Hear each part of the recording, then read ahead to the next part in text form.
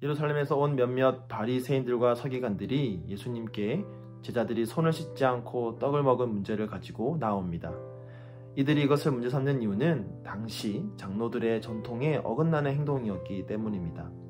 장로들의 전통이란 그들에게 주어진 율법을 실제 일상의 삶에서 잘 적용하기 위해서 만들어 지키고 있던 것이었습니다. 그런데 이 장로들의 전통을 예수님은 다르게 표현하십니다. 7절에서는 이것을 사람의 계명이라고 말씀하시고 8절에서는 사람의 전통이라고 말씀하십니다. 예수님께서는 장로들의 전통을 사람의 계명, 사람의 전통이라고 말씀하시고 있는 것이죠. 하나님의 계명과 명확하게 구별짓고 있습니다. 하나님의 계명은 그들이 따르고 있던 율법을 말하는 것입니다. 그렇다면 예수님은 율법과 장로들의 전통을 하나님의 계명, 사람의 계명이라고 구별짓고 있는 것이죠. 한 걸음 더 나아가서 9절에서는 이렇게 말씀하십니다. 또 이르시되 너희가 너희 전통을 지키려고 하나님의 계명을 잘 저버리는도다. 이제 장로들의 전통을 너희의 전통이라고 말씀하십니다. 하나님께서 만드신 하나님의 계명이 아니라 너희가 만든 너희의 전통이라고 말씀하시는 것이죠. 사람들이 하나님의 계명을 잘 지키기 위해서 만든 전통이었지만 실상 그것은 하나님과 전혀 상관없는 그들만의 계명이 되어버리고 말았습니다. 예수님은 이것을 두 가지의 예를 통하여서 설명하십니다. 첫 번째는 고르반입니다. 고르반은 하나님께 드려진 제물이라는 말로 그들이 맹세만 하면 그 물건을 어느 누구도 손을 댈 수 없도록 만드는 것이었습니다. 그렇다고 그것이 다른 누군가에게로 가느냐? 그것은 아니었습니다. 여전히 맹세한 그 사람의 손에 있음에도 불구하고 그 어떤 누구도 손을 댈 수가 없었던 것이죠. 이것을 특별히 부모를 봉양해야 할 자녀들이 부모 공경의 의무, 부모 봉양의 의무를 회피하는 수단으로 사용하였던 것입니다. 하나님 분명히 율법에서 너의 부모를 공경하라고 말씀하셨는데 그들은 이 전통을 부모를 공경하지 않아도 될, 부모를 봉양하지 않아도 될 그들 스스로 그 책임을 회피하는 자기 합리화의 도구로 만들어 버린 것입니다. 그런가 하면 예수님은 또 다른 예를 들어 말씀하십니다. 그것은 바로 이사야 선지자의 말을 인용하고 있는 것이죠. 예수님 말씀하십니다. 이르시되 이사야가 너희 외식하는 자에 대하여 잘 예언하였도다.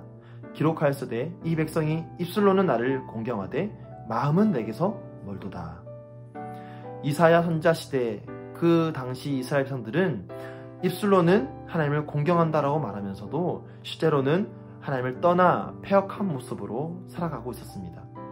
특별히 그들은 하나님께서 말씀하신 사회적 약자를 돌보는 의무를 저버리고 있었습니다.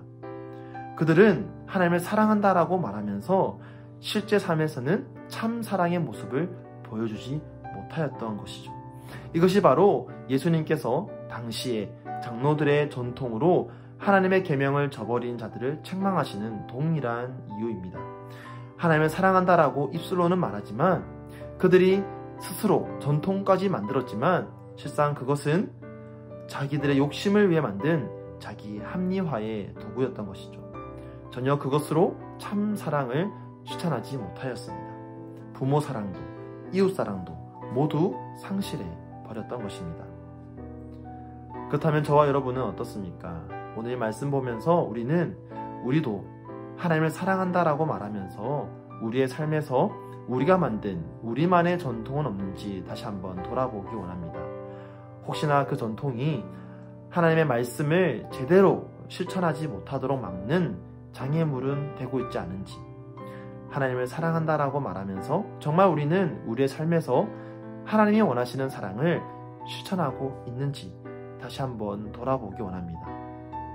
우리는 하나님을 경외하기 때문에 이웃에 대한 의무를 소홀하고 있지 않은지, 또는 하나님을 예배하기 위해서 우리가 기울여야 할 사회적인 책임을 저버려도 된다라고 생각하고 있지는 않은지, 우리가 하나님을 믿는다면, 정말 하나님을 사랑한다면 내 중심이 아니라 하나님 중심의 생각으로 하나님이 원하시는 삶을 살아가기를 노력해야 할 것입니다.